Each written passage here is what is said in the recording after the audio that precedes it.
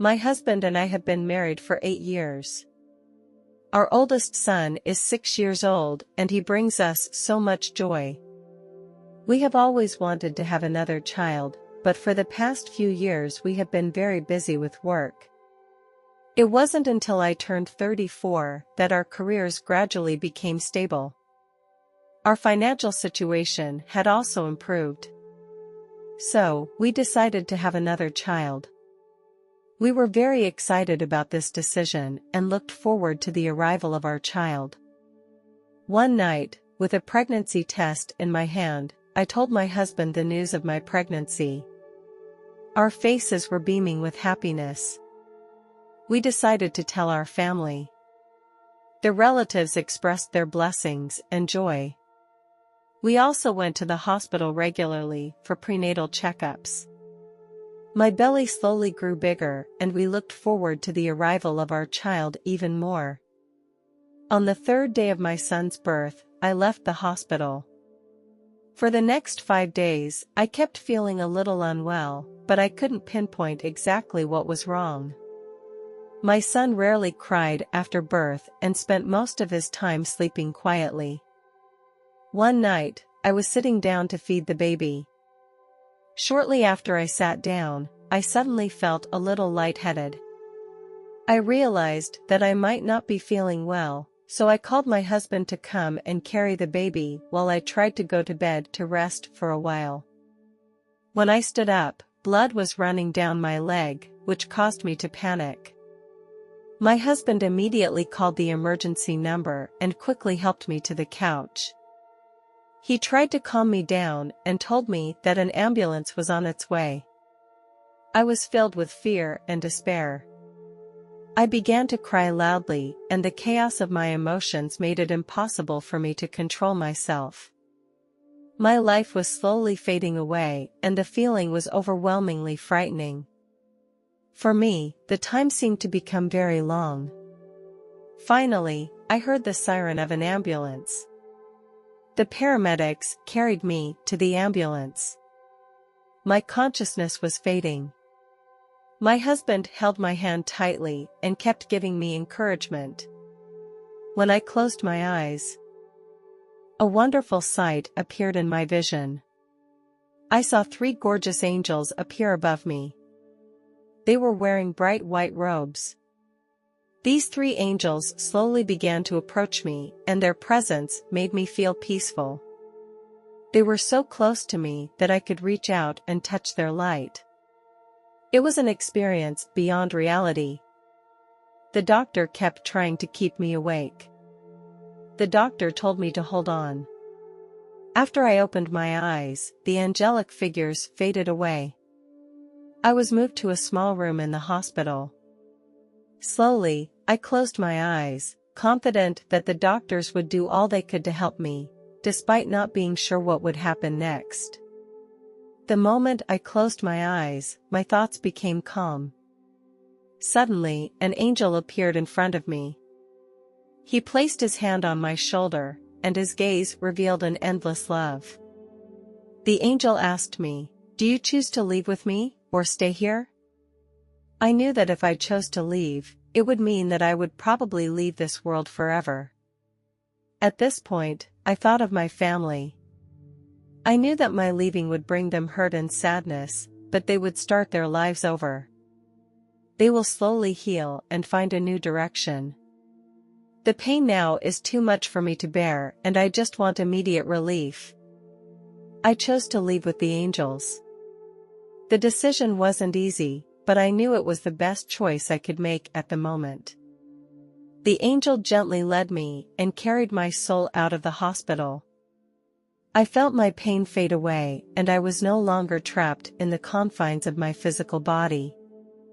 I felt free and at peace. The angel moved quickly upward with me. Although I didn't know where he was taking me, I believed he would take me to a better place, a place where there would be no more pain and worry.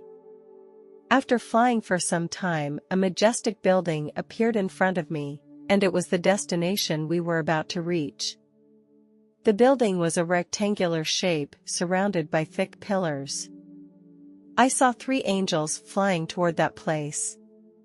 I had seen them in the ambulance and was overwhelmed to see them again. I followed them and entered the interior of the building. I found the building to be a huge library.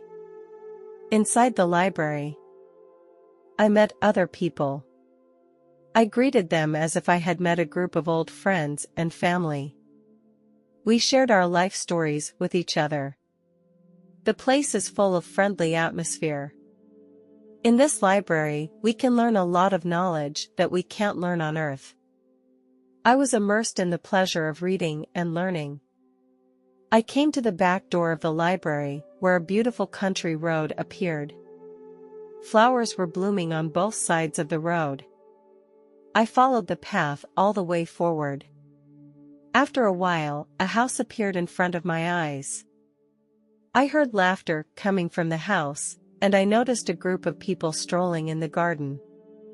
I noticed that the door of the house was open. So I went inside.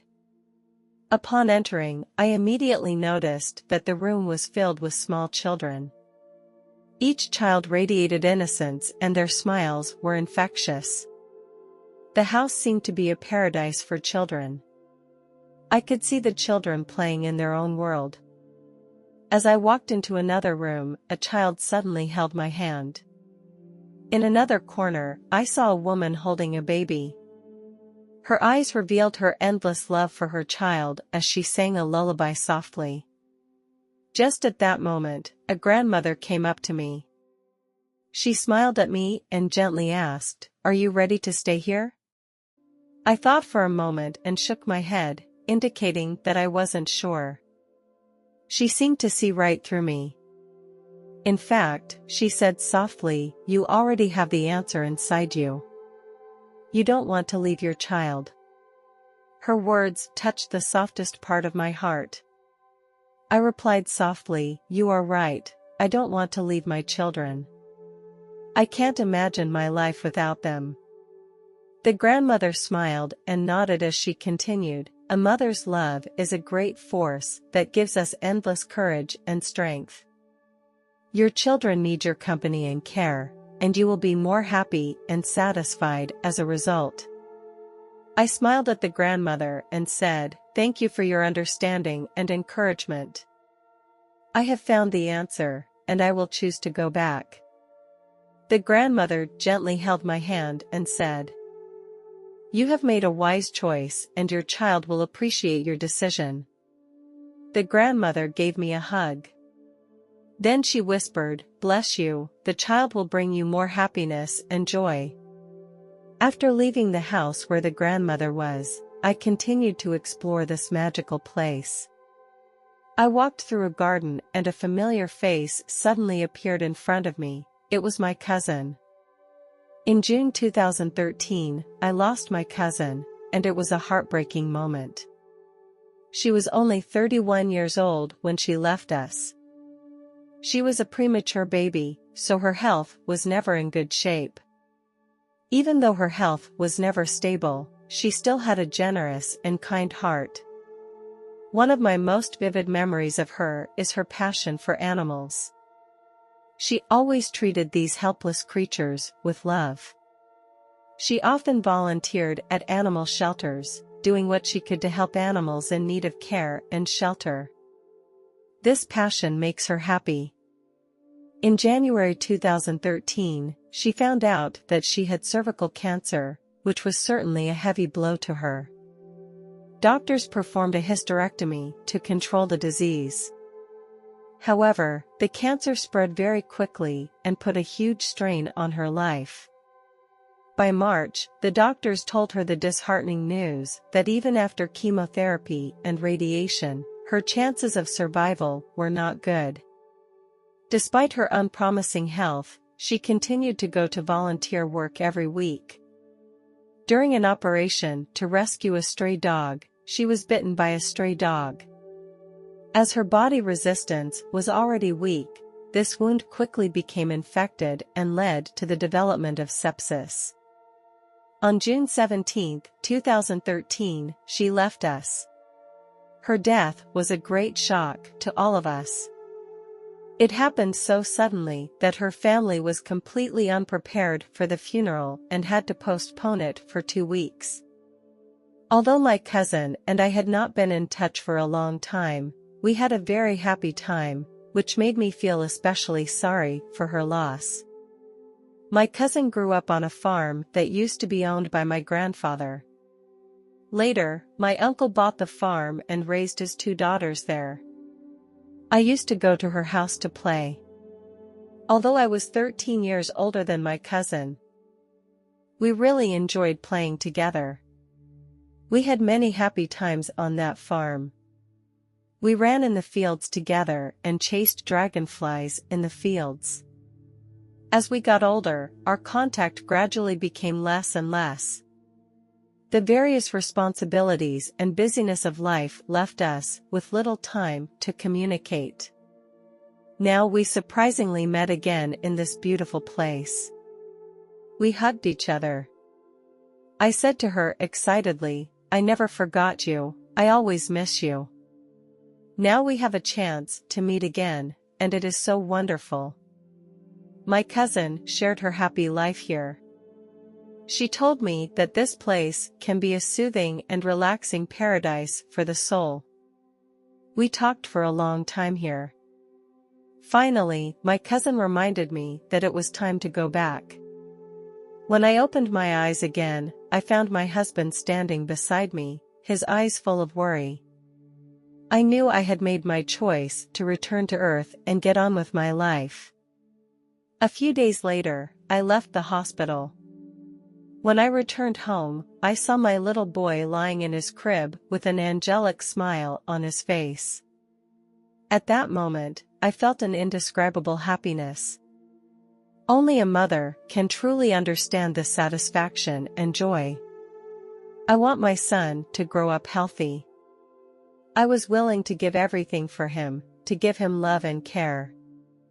3 months later, my husband suddenly asked me, "You seem to be a different person, more mature." However, I didn't answer his question, I just smiled a little. Over the years, I have learned to remain silent, especially about experiences that cannot be explained.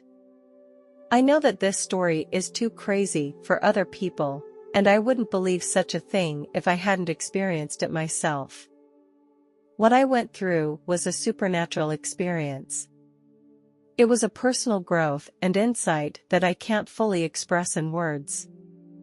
I have learned to remain calm and determined as I look at life's challenges with a more mature mind. Although I may have been like an overgrown child in the past, now, I am willing to take on more responsibility,